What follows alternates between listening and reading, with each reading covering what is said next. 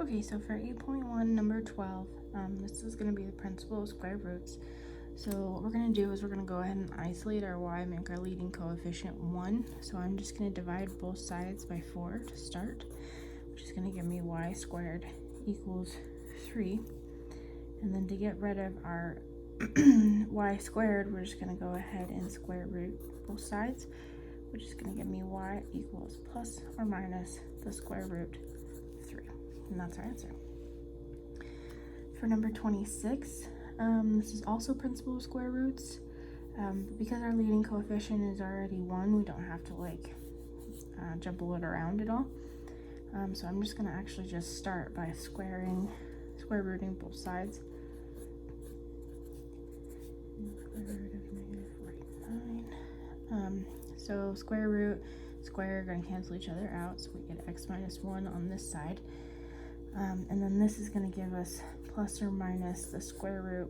I'm going to break this negative out, so the square root of negative 1 times the square root of 49. X minus 1 gives us plus or minus. The square root of negative 1 is I, and then the square root of 7 is, the square root of 49 is 7, so we can combine those to give us 7 times I. And then we're just gonna isolate the x on the one side. So I'm gonna add 1 to both sides. It's gonna give me x is equal to positive 1 plus or minus 7i. And that's our answer. For this one, for number 50, it's completing the square. So basically we're just trying to fill in the blanks here. So the way to do that is we're just gonna take this number 5/3, and we are going to divide it by 2 and square it. So that's going to look like multiplying it by 1/2, squaring it.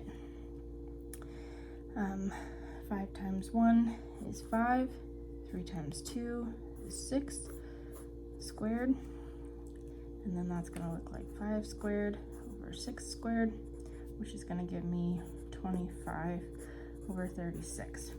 So then we're just going to take this and plug it back into our original equation, which is now going to look like t squared minus 5/3 t minus 25/36 equals t minus. Now on this one, because it's squared, we're actually just going to take this guy, this 5/6, and plug it back into here. Because once it's squared, it will jumble back out to that. And then that's our answer.